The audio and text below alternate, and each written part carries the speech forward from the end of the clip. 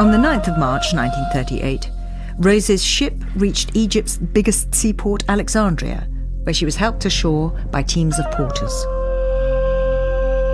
And there's one person in particular who comes up in his uniform with a sword as well.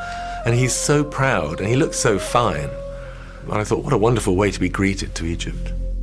Rosie set out to follow the course of the Nile, travelling south to take in Egypt's many temples and antiquities. She headed to Cairo, where she stayed with friends from the British Embassy. Soon, with her camera, she was exploring the largest city in Africa.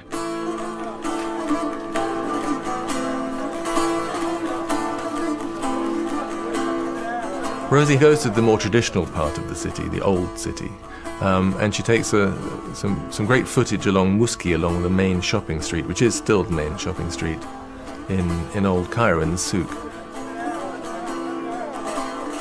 Another thing that she shows in this part of the city is a lot of men who are dressed well, some of them are sort of dressed halfway Western. They're wearing sports jackets.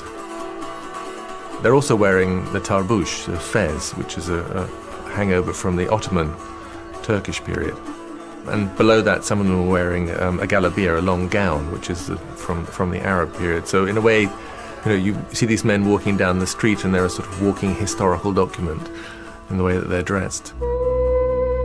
Sometimes an old man would sit outside a small shop, contentedly smoking his hookah, a little opium often being added to the bowl.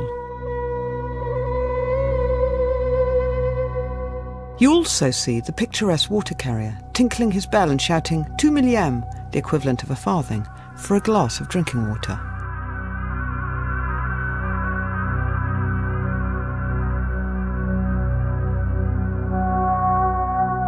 Carts carrying as many as 20 women dressed all in black, herded in close together.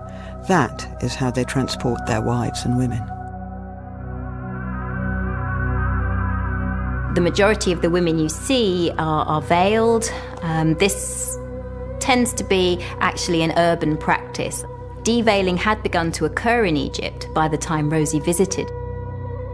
But I think it's also fair to say that the feminist movement was very much an elite movement. After filming in the souk, Rosie stopped for drinks at the European expats' favourite watering hole. If you were wealthy, if you were glamorous, you would want to be seen at Shepherd's, where you would sit and have a drink and watch the world go by outside. Like the Shepherd's Hotel, the Gezira Sporting Club, built by the British after their occupation of Egypt in 1882, epitomised the British desire to create a home away from home.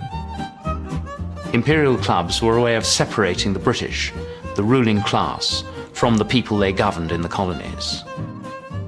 But few were as luxurious and magnificent as the Gezira Club. But at Cairo's racecourse, the atmosphere was more relaxed, and there was more of a mixing of cultures.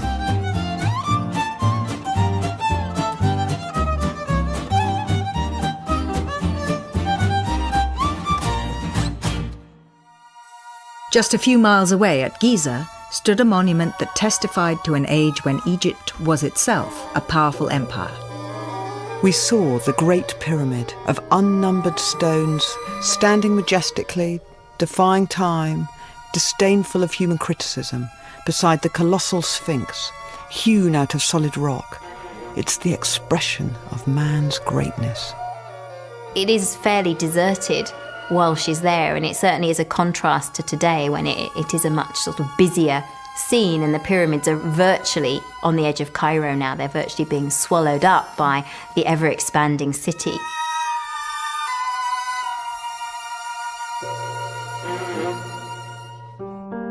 On the 16th of March, Rosie took the train from Cairo to Luxor, where she was spellbound by the temples, some of which were almost 4,000 years old. We drove out to Karnak and were amazed at the beautiful proportions of these colossal ruins, the unique avenue of rams and the elegant columns carved with papyrus and lotus plants. The history of bygone days seems still to linger there. Once again, Rosie had the luxury of exploring one of the world's great archaeological sites almost entirely by herself. 4 days later, She took a boat down the Nile towards Aswan. Aswan was always the frontier of Egypt. At the time of the pharaohs, it was a trading post. It's as far south as you can sail up the Nile. At that point, you hit the cataracts, which are a series of rapids. Egypt goes on further, but beyond there is effectively another country. We took a rowing boat and were followed by small black boys, each in a tiny canoe made of tin trays. They raced one another for bakshish. We named them the Water Babies. The entourage passed Elephantine Island, home to a population whose lives had been transformed by the construction of the first Aswan Dam, which was completed in 1902. You see these Egyptian agriculture, winnowing and water raising. And she says, look, this is what has been happening for 1,000 years. But look, here is this great dam. Here is Western engineering and technology. Here is the new world coming to Egypt. It's one of the world's great engineering projects in the way that, I don't know, sort of the Empire State Building was when it was built. And going across in that little boxcar as she does, it's a very small railway that was built across the top, would have been a great thrill. It would have been something you would have wanted to go and see. The dam had many economic advantages, but it left scores of Nubian villages 50 feet underwater. One of Egypt's most important ancient monuments was also submerged. One thing they couldn't move above the water level was the Temple of Philae.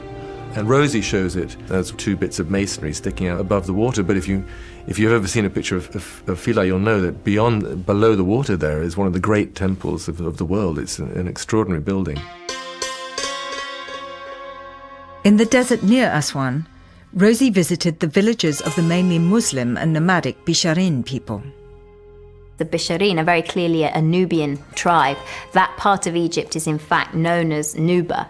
It has its own culture, it has its own identity, which is quite strong even today.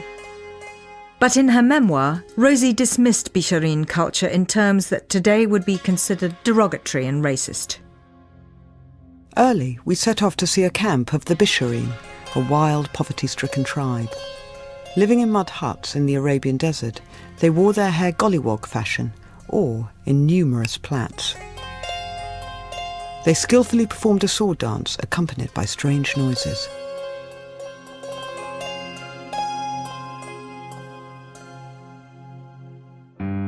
On the return journey, Rosie stayed at the home of the British Army officer, Colonel Wilfred Jennings Bramley, in Egypt's western desert. She filmed nearby at the Burj Al Arab, an experimental community that had been created by Bramley in 1915. The Burj Al Arab village was kind of sort of social engineering, an attempt to create a model village and to settle the tribes and to sort of turn them to useful, productive tasks and integrate them more fully into the Egyptian nation. Social experiments such as the Burj Al Arab were by no means the only influence that Britain exerted on Egyptian life. At Alexandria, Rosie filmed Nile barges carrying bales of cotton. Because of British financial backing, it had become the country's biggest crop.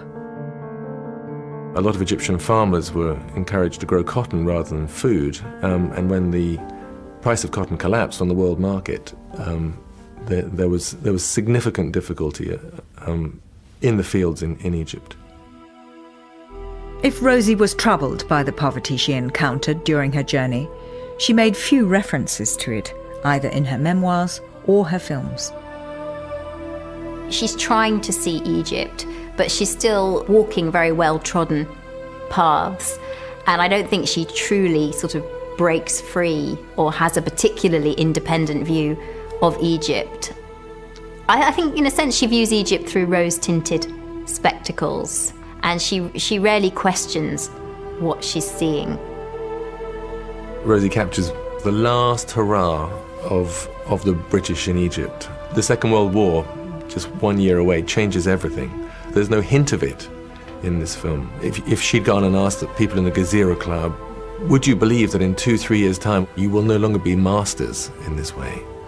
They would have said no. They wouldn't have believed it. On the 26th of March 1938, amid chaotic scenes at Alexandria's harbour, Rosie boarded a ship bound for home.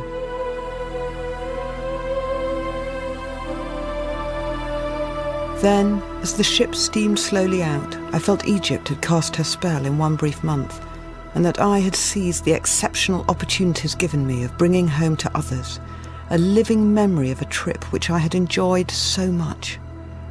We waved farewell to this ancient land of beauty, romance, and untold treasure belonging to the pharaohs.